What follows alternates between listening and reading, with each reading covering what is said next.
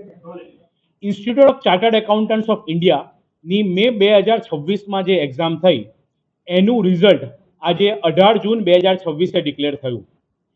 All over India લેવલે total 7,931 જણા નવા ચાર્ટર્ડ એકાઉન્ટન્ટ બન્યા, જે સીએ ફાઇનલ પાસ કરીને બન્યા.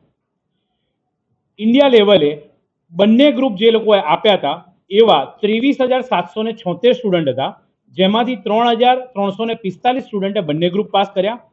ગ્રુપ 2 આપેલું એવા 42,573 સ્ટુડન્ટ હતા, જેમાંથી 8,725 સ્ટુડન્ટે ગ્રુપ 2 પાસ કર્યું.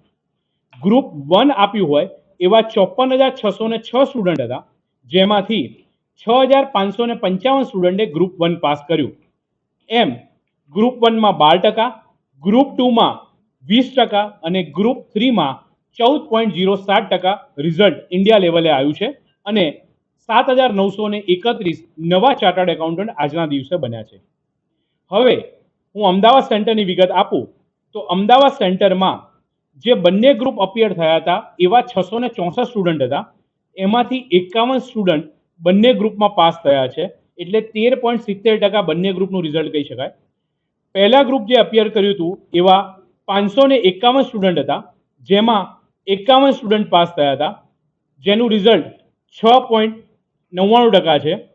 અને જે ગ્રુપ 2માં અપિયર થયા હતા એવા 472 સ્ટુડન્ટ હતા, તેમાં 96 સ્ટુડન્ટ પાસ થયા, એટલે 20.34% જે ગ્રુપ 2નું રિઝલ્ટ છે. અમદાવાદનું રિઝલ્ટ પણ આ વખતે ઘણું સારું આવ્યું છે મે અટેમ્પમાં.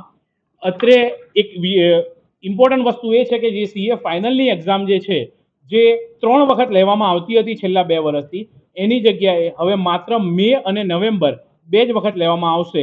તો આમાં જે સક્સેસફુલ નથી થયા એ સ્ટુડન્ટ નવેમ્બર 2026માં એક્ઝામ આપશે. અમદાવાદમાં જે 396 માર્ક જે લાવ્યો છે જે સ્ટુડન્ટ્સ, અને અમદાવાદમાં ફર્સ્ટ આવ્યો છે એ હમઝા પુલાવાલા કરીને સ્ટુડન્ટ છે, જે અમદાવાદમાં ફર્સ્ટ રેન્કે આવેલો છે.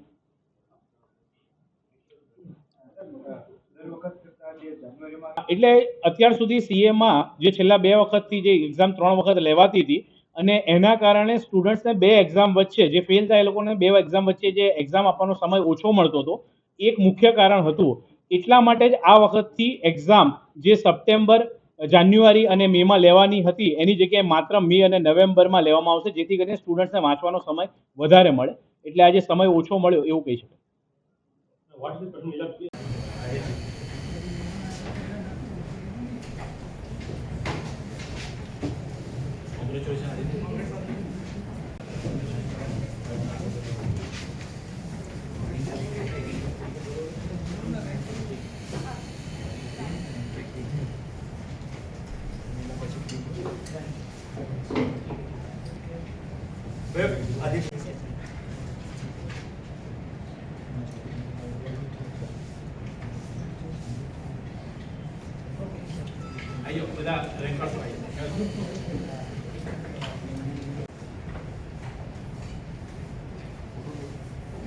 થર્ડ છે વંશ,